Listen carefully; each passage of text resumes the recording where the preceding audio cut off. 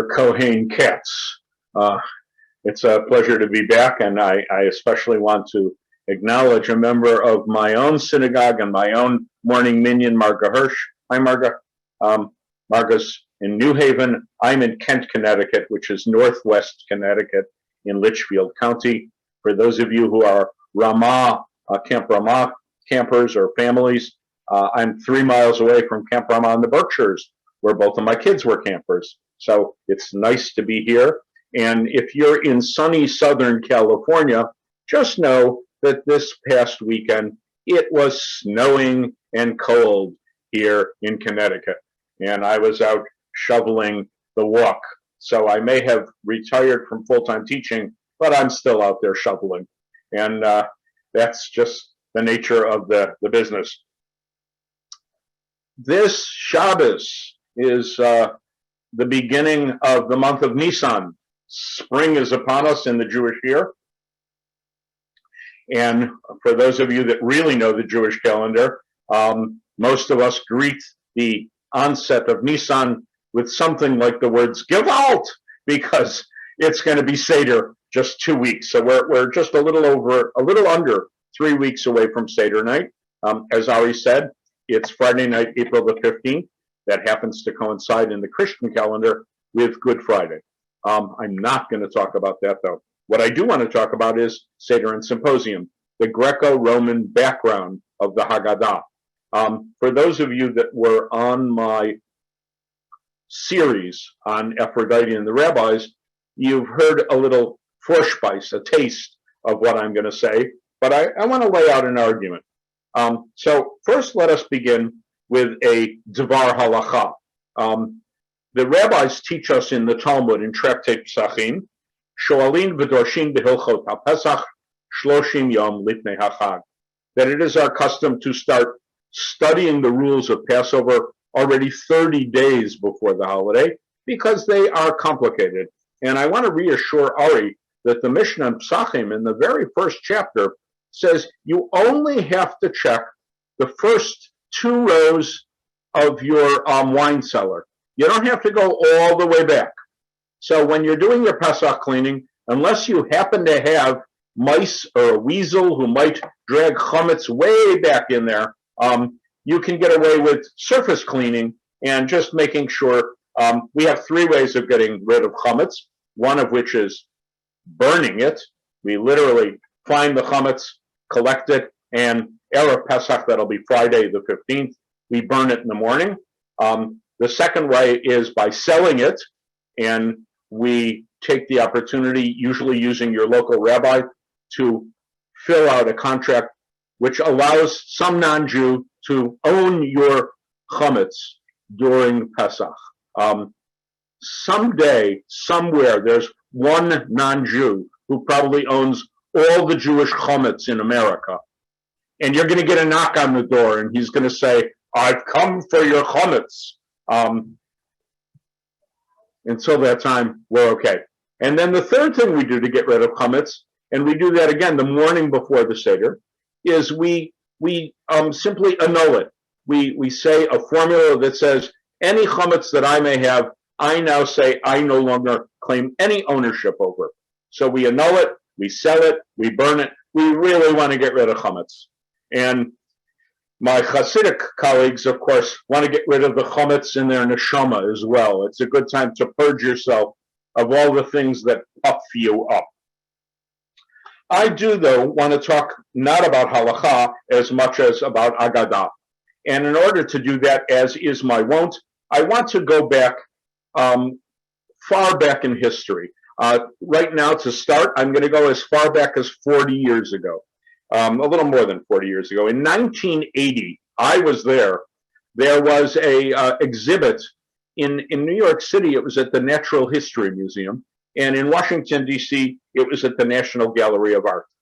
And it was a beautiful exhibit because it was full of beautiful gold jewelry, filigree, fillets, things like that. It was called The Search for Alexander. They had discovered in Macedonia a grave which they actually identified as a grave related to the royal court of Alexander the Great. they were able to pull out of that grave cloth that had not, because it had been not exposed to the light, that cloth was still royal purple. By the way, royal purple, by us, is the background in Sidney Coddish's wall there. It's that kind of a bright red, or that darkish red. That's what they call purple. Yes, see, you're on screen. You live in royal purple. Sidney, you can tell us about your royal pretensions maybe after the lecture. But that color is exactly the color of Alexander the Great's robe. There was, as I said, tons and tons of gold. And Alexander, you may recall from my Aphrodite series, Alexander lived around 325 before the Common Era, BCE. He conquered, on behalf of his empire, he conquered everything from as far west as England and as far east as India. An enormous accomplishment. Alexander had a tutor who taught him Hellenism and Greek. That tutor's name was a fellow named Aristotle. It's kind of astonishing that names that we learned as young people when we were in college of great philosophers all come together with this political warrior. Aristotle's descendants, Plato and Socrates, are definitely going to come into play as I talk a little more. But I think it's important for you to understand that Alexander's empire persisted from his time, 325 BCE, all the way to, and I'm just going to almost pick a random number, 325 CE. That's 650 years. 650 years. I'm not very good at math, but I think that's in the 1400s, the 1300s. I don't know. It's a long time ago from us. Why do I pick 325 CE? Because that's when the Roman Empire under Constantine essentially left behind its pagan roots and became a Christian empire. But throughout that period, in 650 years, Hellenism, Greek culture under Roman rule, Hellenism was the norm. If you think about the map I suggested, from as far west to England, am I doing this right? Yes. And as far east as India, smack in the middle of that map, you will find Eretz Yisrael, Roman Palestine. And it's not coincidence that the Jews were smack dab in the middle of the empire. During that 650-year period, except for a very, very brief amount of time under the Maccabees, Jews were in fact under either Greek or Roman rule, and they absorbed a great deal of Hellenism in that period. Again, I talked about this over 3 lectures last year. How much Hellenism was there in Roman Palestine? Well, Bar Kokhba, that Verbrennter rebel who hated everything Roman, we actually have his letters. And wouldn't you know it, Bar Kokhba left letters not only in Hebrew and in Aramaic, but also in Greek, because his Jews were Greek speakers. In the Galilee, at Beit Sha'arim, where there are Jewish catacombs, where the rabbis themselves are buried, the overwhelming inscriptions are in Greek. 200 inscriptions in Greek, and only fewer than 30 in Hebrew and Aramaic. And in the dozens, if not hundreds, of synagogues now that have been unearthed by archaeologists in the Galilee, there are probably an equal number of inscriptions in Greek and in Hebrew letters, sometimes side by side. And as I've suggested, the mosaics often have captions in Greek, quoting Bible verses in Greek. The Jews of the Galilee were comfortable in the Hellenistic world. Our rabbinic literature, my rabbinic literature, when I'm talking about Talmud and Midrash, the classic things that we learn in yeshivot and in seminaries, there are as many as 7,000, 8,000 loanwords borrowed from Greek, primarily a little bit Latin, into the Hebrew and carefully transliterated into Hebrew letters in the Talmud. Every area of Jewish life was pervaded by Hellenism. I want to come back for a moment to the search for Alexander, that exhibit, because one thing caught my eye in that exhibit, and it was a tombstone that had a fresco on it. The picture on the tombstone was presumably of the guy who was buried there. His name was, and it's written out in Greek, Menelaus of Amphipolis. And Menelaus is depicted on his tombstone, I'm guessing at a banquet in the great beyond. Menelaus is reclining. He's leaning on pillows on his left arm. His right hand is free to reach the table in front of him. In his left hand, he's holding a large wine goblet, and leaning again into that pillow, a young servant boy is mixing water and wine together for Menelaus's cup. Now, I want to be clear. Menelaus was a pagan. The tomb gives dedication to the Roman and Greek gods. But it sounds or looks like on the picture that maybe he was at a Seder, at least the way it's described in rabbinic literature. But the answer is no. That banquet was a symposium banquet. So let me translate a little Greek for you. Symposium, we've all gone to symposia, but literally symposium means a place that we drink together. So it's a cocktail party, but it's a high-minded cocktail party. In fact, at the end of the period of Alexander the Great, the philosopher Plato, in one of his dialogues, wrote the first of the great pieces of symposium literature. He has a banquet. One of the attendees at that banquet is none other than Socrates. And at that banquet, they discuss all kinds of interesting things.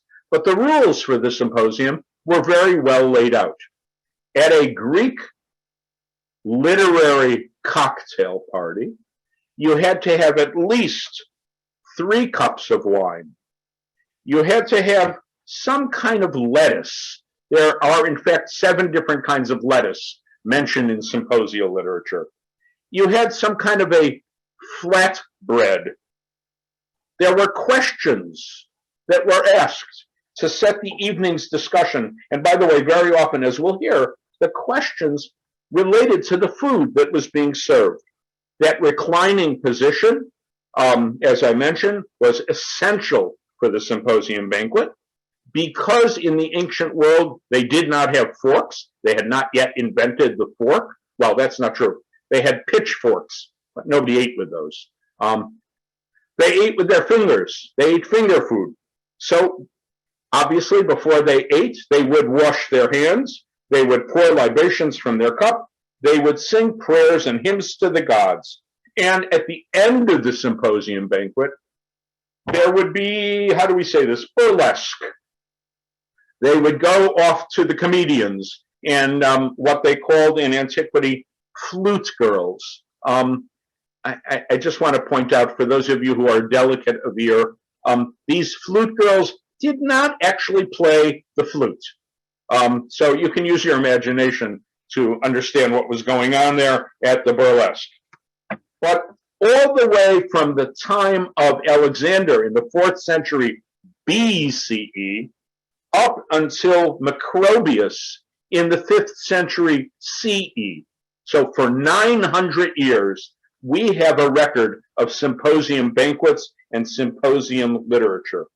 And that should sound somewhat familiar to you, because my argument tonight is, for me, it's 3:30 in the afternoon. I realize for you, it's lunchtime.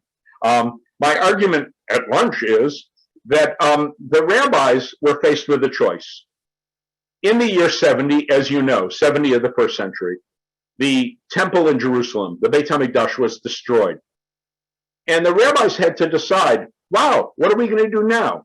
Will we no longer have a Passover Seder? Well, what do? We can't bring a Paschal lamb anymore. Deuteronomy prohibited offering a Paschal, any offering outside of the temple. No temple, no offering. No offering, no lamb chops. That seems to be the argument. But the rabbis had to decide, since Passover, we're commanded to tell the story, what would we do then to tell the story? And today and tomorrow and Thursday, I'm going to fill out the record of how I think the Seder came into being, why the rabbis made the choices they do.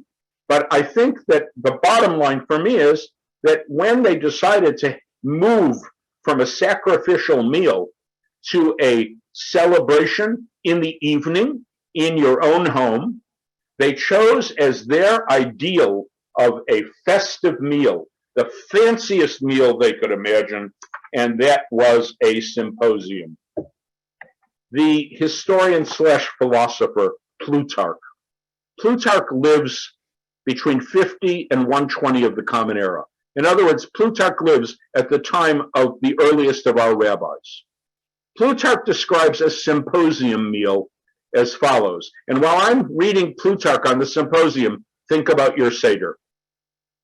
A symposium is a communion of serious and mirthful entertainment, discourse, actions, so that one may have deeper insight into the points that were debated at the table. For the remembrance of pleasures which arise from meat and drink is ungenteel and short-lived, but the subjects of philosophical inquiry and discussion remain always fresh, remembered by those who were absent as well as those who were present. Some of you may know a little bit about Rome. I just got this week invited to do what do they call it, a destination wedding.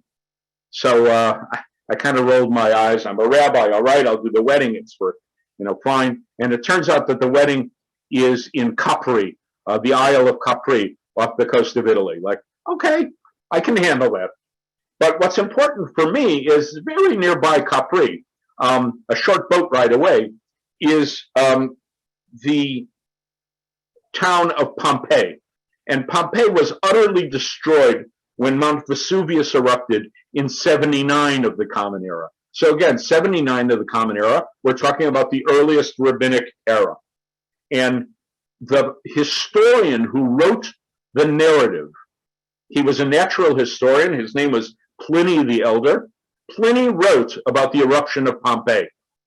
We know it because his grandson preserved the material. Pliny actually was so interested in the eruption of Vesuvius that he got in a boat, got a little too close, and was drowned by the eruption of Vesuvius. But he wrote the following in his natural history. He wrote 40 years ago. So if he's writing in 77, 79, 40 years ago would have been the mid-30s of the first century. While Tiberius was emperor, Tiberius was a notorious lecher and drunk, it became established that they would have a cup of wine before the meal. Now, Pliny explains that this is unusual, that everybody drank wine with the meal, but to drink wine before the meal, you ran a risk of getting a little tipsy. So it was not common custom. But when the emperor of the Roman Empire starts drinking before the meal, now it becomes custom. And so, roughly at the same time as Hillel and Shammai debating about Kiddush, the custom of the pre-meal, if you will, Kiddush came into being. The Mishnah tells us that when we have wine at our Seder, we always mix the wine with water. Now, I want to point out for the record that wine does not get any stronger or less strong. Wine is aged in the bottle. It can only get up to 14, maybe 15%, and then it kind of commits suicide. The alcohol content is too strong for it to continue fermenting. So they actually drink their wine like a spritzer. So those of you who like a little spritzer know that you're actually taking good Roman custom. And they used to drink at a ratio of 1:1, maybe 1 part wine to 2 parts water. That's what they would give the kids. If the wine didn't have a great nose, it wasn't very good, you would mix it with warm water because the warm water gave more bouquet. If you were really fancy schmancy and you had enough slaves to send them up to the nearest mountain so that they could bring some ice and snow back down, well, you served your guests a snow cone. That was the height of elegance in the ancient world. When the wine was dreadful, it just was a bad year, it soured, it was the Roman custom to simply add sugar. Right? So imagine, start with bad wine, add sugar, and what do we get? Extra heavy Malaga, Kiddush wine. It should make you think twice about what's underneath that very sweet wine. And thank God, nowadays, when we go wine shopping for our Seder, we can find some very, very fine wines, Israeli wines, French wines, that are kosher la Pesach. So you don't have to have that sticky sweet stuff. Antiphonys, writing in the 3rd century BCE, says there should be no fewer than 3 cups of wine to honor the gods. And our Mishnah comes along and says, okay, they want 3, we'll have 4. Of course, the rabbis link the 4 cups of wine to the 4 words of redemption. There are 4 mentions of the redemption from Egypt in the Torah. A funny thing, though, it depends on how you count. Some people actually count 5 verbs of redemption, and that gave rise in the Middle Ages to adding a 5th cup, not for everybody at the table, but for the table as a table, and they called that the cup of Elijah. So most of us still have an Elijah cup.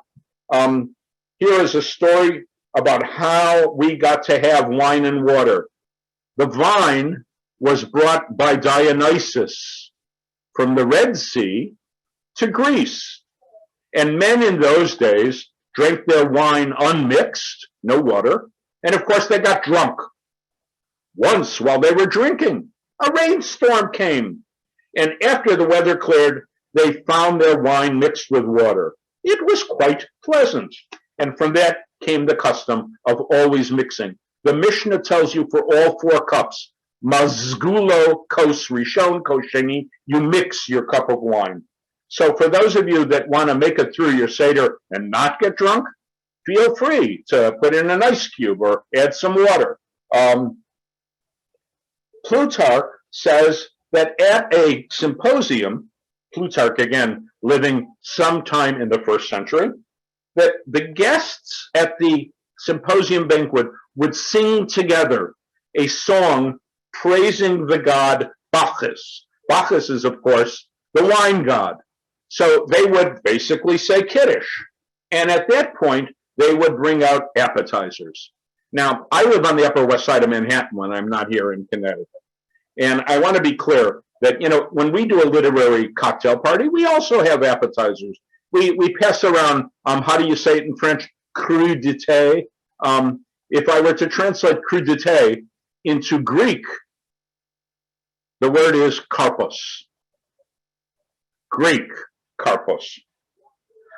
We bring out, the Mishnah says, parperet hapat, that which we bring before. It's a Greek word, it's a loan word, paraphora. They bring forth the appetizer. And karpos is a Greek word, it's not Hebrew. If you think about it in Hebrew, chaf, resh, pei, samach, too many letters. Hebrew usually has a 3-letter root. So we're borrowing a word from Greek, karpos, and karpos means either a fruit or a vegetable. There's a perfectly good Hebrew word for it. Pri, like borei pri hagafen, borei pri ha'etz, borei pri ha'adama. And I think when the rabbis choose to call it karpos, they're signaling to us that they are borrowing from the symposium custom. And then, of course, we dip. We always dip. Like I said, I live on the Upper West Side. So you don't just eat a crudité. You have to dip your crudité in, you know, I don't know, some dill yogurt sauce or something fancy.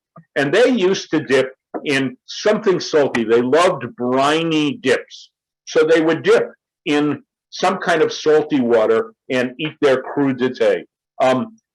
Maybe during the question and answer time, we can all share what we use for karpos. And I think one of the things we'll see on the screen is that everybody has different customs for karpos. People really, really do all kinds of things. usually related to their European roots. Some people have potatoes, some people have parsley, some people have celery, etc., etc.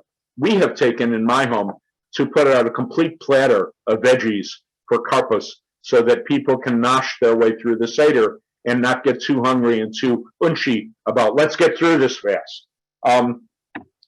And before we eat Karpas, as I said, we do netilat yadayim. We wash hands. It's an odd thing because we don't say a bracha. We wash hands. It's an odd thing altogether. Any Hebraists here? How would you translate netilat yadayim? Literally taking hands. I always think like, oh, it's netilat yadayim. We should all hold hands and sing kumbaya or something. But what it really is shorthand. It's shorthand for netilat mayim al hayadayim, or as it is regularly in Greek, didonehuder katacheron. We take water and pour it on the hands. There was a symposium writer who lived around the year 200 of the Common Era. So this symposium writer, his name is Athenaeus. Athenaeus lived at the time of the Mishnah, and he left us 7 volumes. You can still buy them in the Loeb Classic Library. And he says that at Plato's symposium, Socrates washed Plato's hands. Ari, you're in luck. My family are Levis, so if you come to my Seder, I will wash your hands. I'll give you fair warning. I'll do my best to get your cuffs wet, but I will wash hands. And in fact, that is the custom I do throughout the Seder. We bring around a bowl, and I wash all the guests' hands just as a gesture of respect to my guests. But this is a custom that was well established. Why do we wash hands before we eat food with our fingers? My mother would have said, because your hands are dirty. And indeed, the Babylonian Talmud says, why do we wash hands? Yadayim mesuavot. Your hands are dirty. So we wash our hands. Now, it is an odd thing that we ask questions about food. Some of you know the questions we ask. How is this night different from all other nights? Right? Matzah, maror. What else do we ask about? Dipping. And then there's one odd question. We recline. That's not actually in the original Mishnah text, because everybody knew at a banquet you recline. But we wanted to add a question. And then we learned, for instance, from Macrobius's Saturnalia, written around the year 400, that while a symposium banqueter named Furius was speaking, they brought in dessert. And when they brought in dessert, that gave rise to a whole new conversation about the different kinds of dessert. What do they do at a symposium banquet? They quote from literature. It's not enough to say, oh, I once ate hazelnuts. No, you have to quote a verse of Homer that mentions hazelnuts. And now you'll begin to understand, and we will do this on Thursday, why the Haggadah is such a pastiche of verses of Scripture. We love to quote our sacred texts. Plutarch, describing the symposium, says, the questions should be easy, the problems known, the interrogations plain and familiar, not intricate and dark. We don't want to vex the unlearned, which is, of course, our custom. We have the child ask the questions. We do recline at our banquet, and that was the quintessential way of showing that you were wealthy, you were free, you could kind of lie down on the job. It says that in Homer's time, quote, men still feasted sitting. So Homer's time, 500, 600 BCE, men sat sitting up.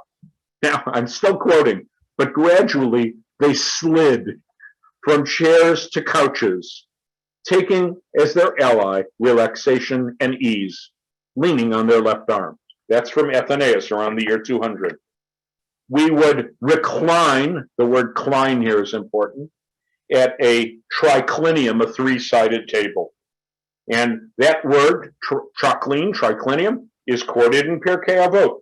Now, at this point in the Seder, we have an odd food. We have a bit of an appetizer. It's called charoset. So charoset too, we could go around the screen and everyone will have a little different recipe for charoset.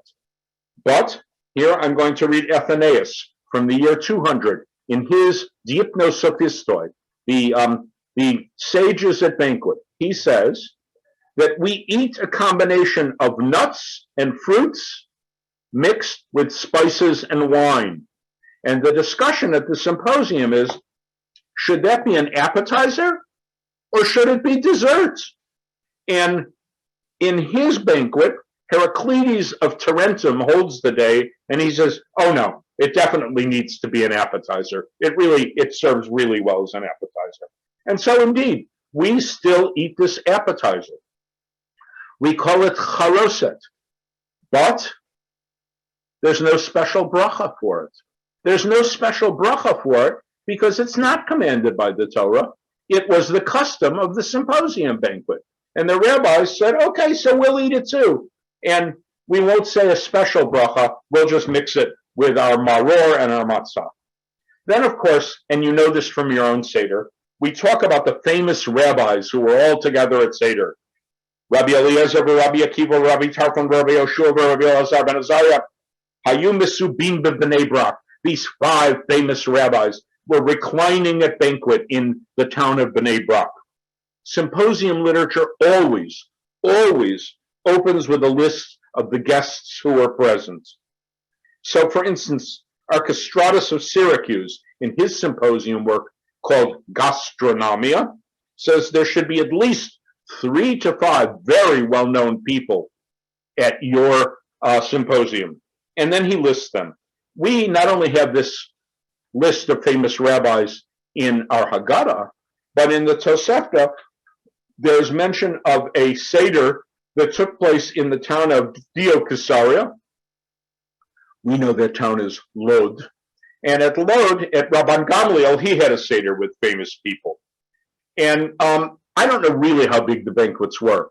And again, we could go around the screen and we'll find that you could have a Seder as small as, just the 2 of you, or 4 or 6 of you. And I know people who have 30, 40, 50 people for Seder. As long as I don't have to do the dishes, I'm okay with it. But they would talk, and they would talk, and they would talk. The Mishnah says that the more you tell the story of the Exodus from Egypt, the more praiseworthy it is.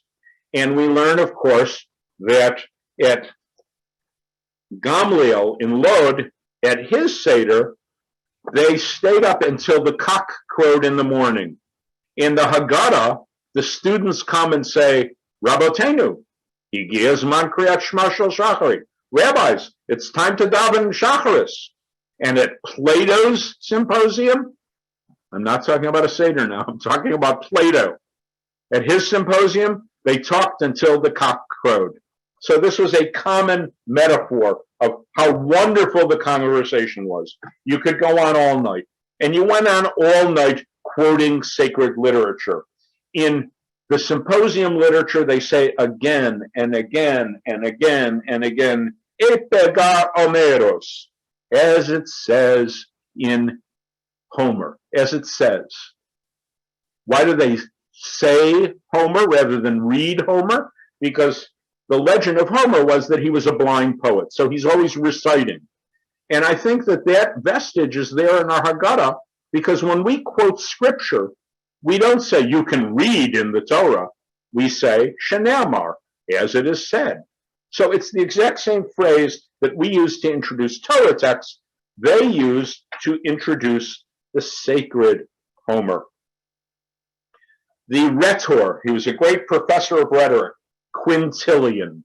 Quintilian talked about a panegyric. A panegyric was a way of praising someone, most often the emperor. And he said it's the proper function of a panegyric to amplify and embellish. So we know that Rabbi Eliezer and Rabbi Yossi and Rabbi Akiva, they tell the story of the Exodus and they say, well, if there were 10 plagues at the sea, if there were 10 plagues in Egypt, there were 10 at the sea. And then he says, no, I'll raise your 10 to 50 plagues at the sea. And the next one says 200 plagues at the sea. And the third one says, and I'll raise it to 250. By the way, in the Tosefta, when they do that one-upsmanship, they actually give you the ratios. The ratios are recorded as follows. I'm reading the Hebrew words that they have tetragon and pentagon, that they've multiplied by 4 and they've multiplied by 5. And that, my friends, I think is also the earliest mention of the pentagon in rabbinic literature. We say in our Seder that Rabbi Yehuda haya notein bahem simanim, that after we read the 10 plagues, Rabbi Yehuda comes along and says, I have a mnemonic device. I have a semeon. So he says siman. It's a borrowed word. The Greek word is semeon. You may know it if you're a literary critic from the word semiotic. If you go on the water, if many of you are in San Diego, you might know semaphore, right? Semeon is a sign. And Rabbi Yehuda says the oddest thing, he says the way to remember the 10 plagues is by the following mnemonic. Ditzach adash ba'achav. Now, these are almost nonsense syllables, except for the middle word, adash. And adash in Old Hebrew is a lentil, which tells me he ate kitniot. Or in modern Hebrew, even more perplexing, the word adash, a lentil, is slang for a contact lens. So Rabbi Yehuda is trying to, why does he have to give us a mnemonic for the 10 plagues? We can remember Dam, Tzvardea, Kinim, right? No, he wants you to know exactly the order of the plagues. In Exodus, the order is the order we say in the Seder. But in the Psalms, we find only 7 plagues mentioned in a different order. So we need the siman, the sign that tells us how to remember. So like any good symposium, we use a mnemonic device to remember the discussion. As our meal comes to an end, we'll turn to Quintilian. Quintilian, again, first century, great professor of rhetoric. He is talking about the emperor, but what he says is, regarding things preceding a man's birth are his country and his ancestors. It will be a credit to a eulogium, and it sounds like the English word eulogy, and it is. It's the word for praising someone. To mention how ennobled someone is from a humble origin by the glory of their achievements. So, in the Mishnah, in the Tractate on Passover, when we're taught about the order of the Seder, we are told explicitly, Matchilim bignai u'misaimim b'shavach, that we begin with our lowly origins and we conclude the Seder by talking about praise of God who has brought us to where we are today. So we start with Arami Oved Avi. My father was a Syrian refugee. And then we get to actually being in the land of Israel and singing Hallelujah. There's a conundrum in this Seder, and I'm not sure about this. So don't, well, I suppose you can quote me, but if you quote me, say I'm not sure about it. We take 10 drops of wine out of our wine cup, right? And we do it, we say Dam, Tzvardea, Kinim, we do it for each one of the plagues. The question is, why do we take wine out of our wine cup?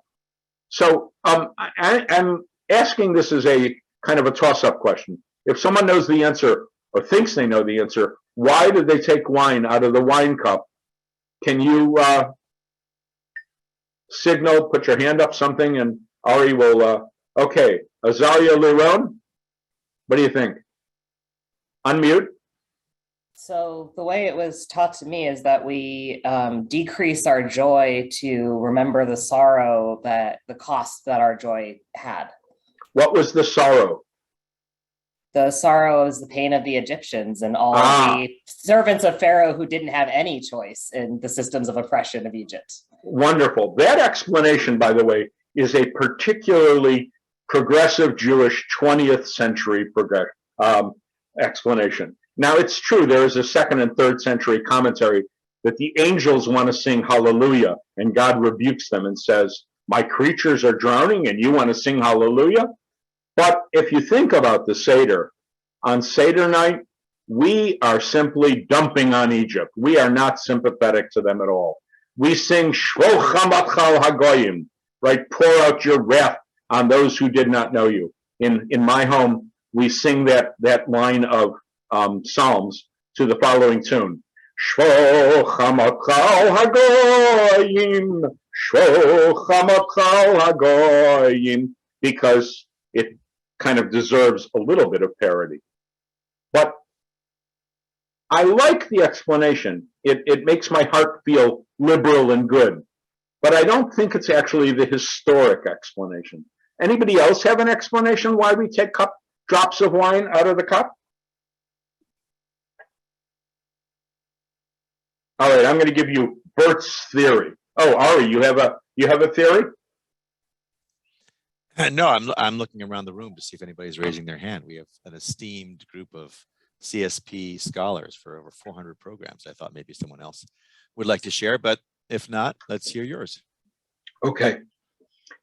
Now, if any of you have ever been at a Jewish banquet, a bar mitzvah, a wedding, a sisterhood gala, something like that, every table has a centerpiece. And the truth of the matter was at a symposium banquet, they often had a centerpiece made of food. And then the question was, at the end of the banquet, who gets to take home the centerpiece? So I have seen custom in my day that, you pick up your plate and maybe there's a penny under your plate or there's a little card under your plate, and then you're the one that gets to take home the centerpiece. In the Roman world, they had a table game that allowed the winner to take home the centerpiece. This is what they did. They took their wine goblet, pretend this is not a mug, but a wine goblet. And at the very bottom, there would be the dregs of the wine they were drinking. They would put on a cylinder a little silver circle. Think the kind of thing now you can see on very fancy tables that you put the wine bottle on to keep the drips from staining the tablecloth, that little piece of silver. And they would balance it on the cylinder. So you can do this at home. You can take a wine bottle, you can balance the little piece of silver that normally goes underneath it to prevent staining, and it's up there, and it's a little precarious. And then you take your cup with the wine dregs, and you swish it around and flick the wine at the silver circle. Whoever knocks that little circle off the cylinder, they win the game. And you get to take home the centerpiece. So it's quite marvelous. The game has a name. It's in almost every piece of symposium literature. It's called Cottibus. Cottybus. Cottibus. Now, some of you may not be so inclined to start flicking wine across your table. Although, if you put down a plastic tablecloth, it's an interesting thing. It sure will wake up the kids at that point in the meal. But I think that is part of the reason why we remove 10 drops of wine from our cup. We are mimicking the pagan custom of the game Cottibus. There's another possibility, which I mentioned earlier, and I slid it right by you. In the Roman world, when they praised the wine god Bacchus, they would pour a little wine off of their cup as a libation. It was just a gift to the gods. You'd pour some wine onto the dirt floor. And again, for the rabbis, they knew the custom, but they also knew that was idolatry. It was quite literally idol worship. So they didn't allow it. So what did they do? They found a way of making it look Jewish. And we count out 10 drops of wine. So I've now given you two theories, one a libation, the other Cottibus, for why we take wine out. I also mentioned, by the way, just in passing, that you got to take home the centerpiece. In the ancient world, there was a marvelous custom. People took food home from the Seder, what we would call a doggy bag, leftovers, they brought home. And in order for them to bring food home from either a Seder or a symposium, They brought their own napkin. Everybody brought their own napkin. And the smart ones brought a really big napkin so they could bring a lot of food home. I have been, and I'm sure all of you have been either at a restaurant or at a dinner party, and let's say I'm eating tomato sauce or something like that. And I have this beautiful napkin, and I don't want to use it because I know I'm going to get it dirty.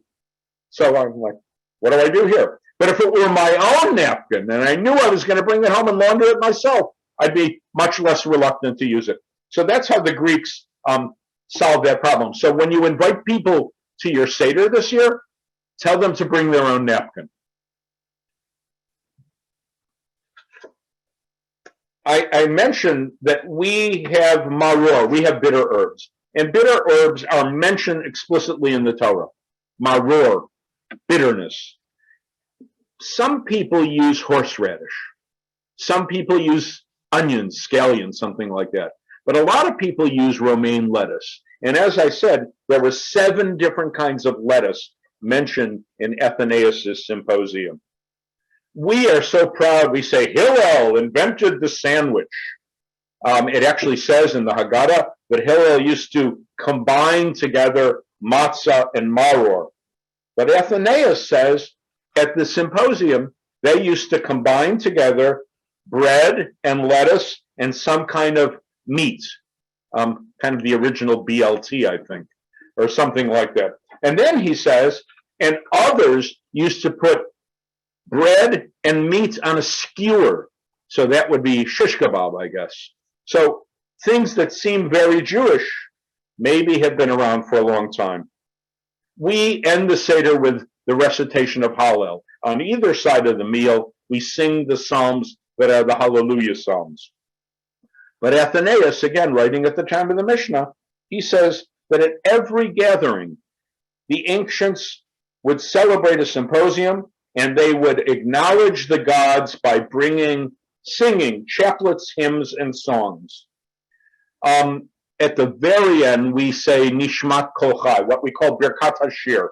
We say, Ilu Finu Malei Shira Kayam, were our mouths as full of song as the sea is of waves. But listen to Menander, writing at a symposium in the 4th century before the Common Era. Menander is saying, as the eyes cannot measure the endless sea, one cannot easily describe the fame of the emperor. And then we finish the Seder. We have one last glass of wine. Of course, that last glass of wine is, I'll read you their custom. We say it after Birkat Hamazon. And Diodorus, writing in the 1st century BCE, says, when unmixed wine is served, they say, to the good deity. The good deity is Dionysus. But after dinner wine, when it's served with water, then the bracha, as it were, that they would say would be to Zeus, the Savior. I've neglected to mention one thing that I mentioned when I did the Aphrodite series, but I can't get away with not mentioning, and that is the Afikomen. Now, in my house, we give out Afikomen prizes, and growing up, we gave out Afikomen prizes, and it was the custom at the Saturnalia festival, Lucian writes about this in the 2nd century, that presents consisted of clothing, domestic utensils, silverware. The rabbis, writing in the tractate of the Tosefta, say it's a commandment to please the women and children. The Yerushalmi Talmud says women should get new clothing. So remember that. Women should get new clothing for Passover. Clothing of fine linen, and then the Tosefta very nicely says, with matching belts, you have to accessorize. And then children would get gifts of things like nuts or almonds. And I have to say, I remember as a kid, before the Seder would start, the kids in the family would all sit on the floor and play some kind of a game with nuts. So it was real. But of course, then there is the Afikomen itself. The Babylonian Talmud, where they don't really know Greek, says that the afikomen is dessert. And I always marvel, I used to marvel at my mother's home and now at my own home, that we would serve a meal with, 3 main courses and 5 desserts. And then for an extra special treat, our final dessert would be a matzah crumb. Like what? What is that? A matzah crumb. But I think the symposium actually helps us understand what afikomen is. In the symposium, as I said, the symposium ended with burlesque. The comedians would come out. They would work, as they say, blue. They would tell dirty jokes. The flute girls would come out and entertain. And our rabbis say in the Mishnah, point blank, after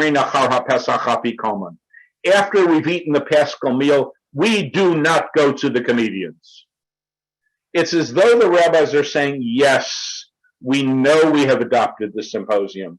Yes, from beginning to end, the order of the Seder is the order of the symposium. But we draw the line. We do not do burlesque. We want the meal to be a sacred meal, a serious meal. Yes, we can laugh at the Seder, but we understand that we are celebrating our freedom. We're not just a bunch of drunks laughing at dirty jokes.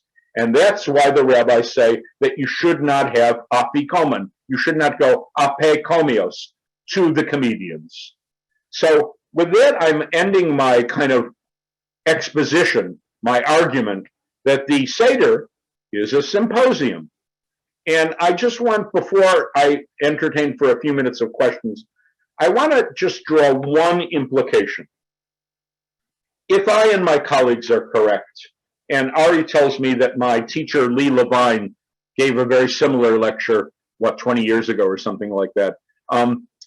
If we're right, that the rabbis chose to adopt the classic, highest intellectual, literary cocktail party as their model, what does that actually mean for our own Seder? What is the implication of Seder and Symposium? And I want to say, I think I can sum it up in 2 words. Those 2 words are black tie. And I mean that. I think we need to up our game. We need to make our Seder as fancy as possible. The best china, the best silver. And if you are in a family that has tuxedos, black tie. 1 year, I realized all the men who were coming to the Seder had tuxedos. And we had a black tie Seder.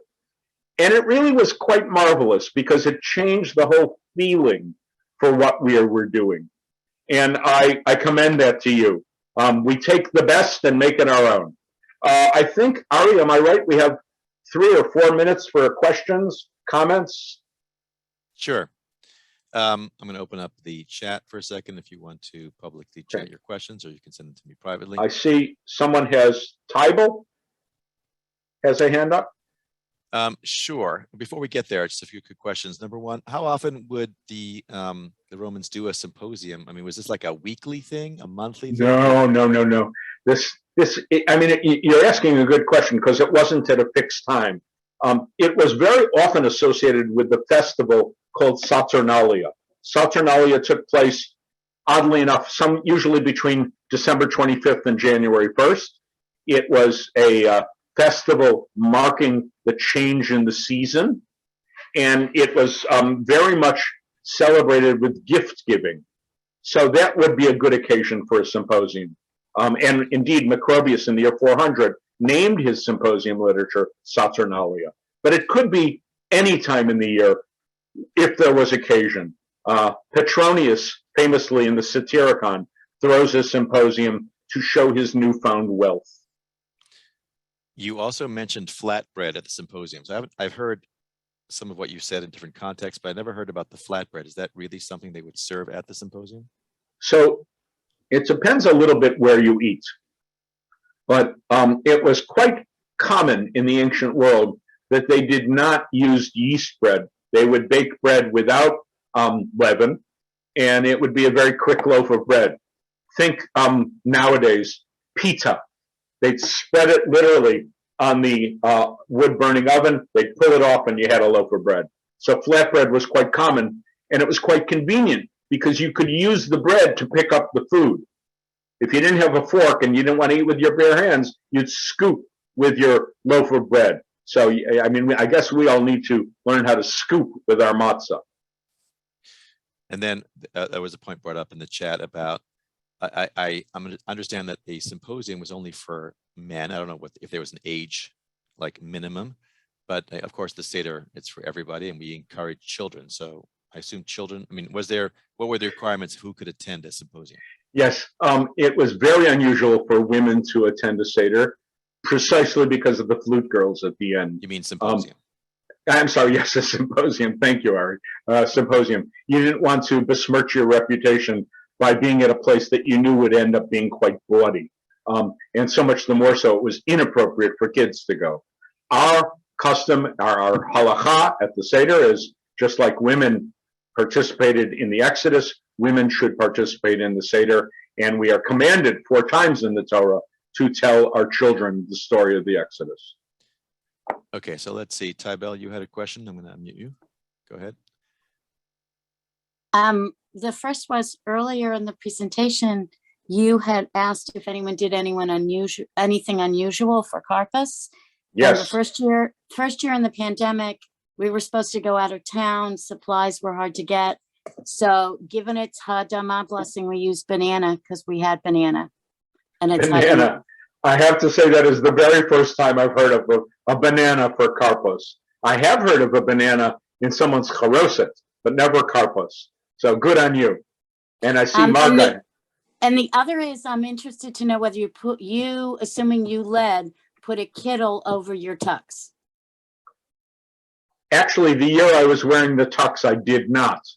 But normally I do wear a kittel at the Seder. Can you explain that tradition? The kittel is kind of Jewish fancy dress. I wore a kittel at my wedding, and you put it on Rosh Hashanah and Yom Kippur. You put on some white linen or white cotton and look all fancy and pure. So it is appropriate dress also for the Passover Seder. But if you're doing black tie, you can do black tie. Okay, Marga, did you have a question you'd like to ask? Yes, so you spoke of an element of the symposium that is parallel to our singing Nishmat Kol Chai. You compared, their poem to our poem, but the Nishmat is not in the original Seder text that's in Mishnah Psachim 10. So when did that get added that we can still say, well, it was borrowed from the symposium? It's a very interesting thing because it's in some texts affiliated with the Hallel, and in some texts it is affiliated with the Song at the Sea. And Nishmat is called technically in rabbinic literature Birkat HaShir, that it is the bracha we say for the recitation of the Song at the Sea. So fairly early on, the rabbis associated it with the recitation of the Exodus, which is, after all, about the Song of the Sea. Got it. Thanks. I think we have time for one more question. Melvin, go ahead. Melvin Barinholtz. Go ahead and unmute if you have a question. Myself. It is very well known that Rabbi Pinchas Teitz of Elizabeth used to use banana for Karpas. He did that specifically because he wanted people to learn that the bracha on banana is Ha'adamah.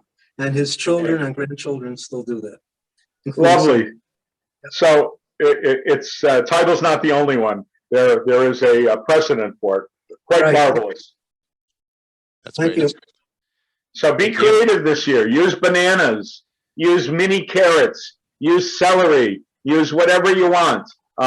Put out a nice platter of karpas so that your guests won't be starving until you serve the meal. So let's do a takeaway. So we focused today on Seder and Symposium. Tomorrow it's tidbits for the Seder, and then it's Haggadah study. Again, we're adding stuff. So today is kind of the background. So you can, as you go through the Seder, if you can go through all these notes, you can tell everyone where every part of the Seder comes from, and amaze all your friends and family. And yes, I would say everybody on CSP, put a banana on your table and see what people say. Professor Visotzky, what's up for tomorrow? What are we going to do for tidbits for the Seder? Tomorrow, I'm going, my field of study is rabbinic Midrash, interpretation of scripture. And I also focus on the narratives, the stories the rabbis tell about one another.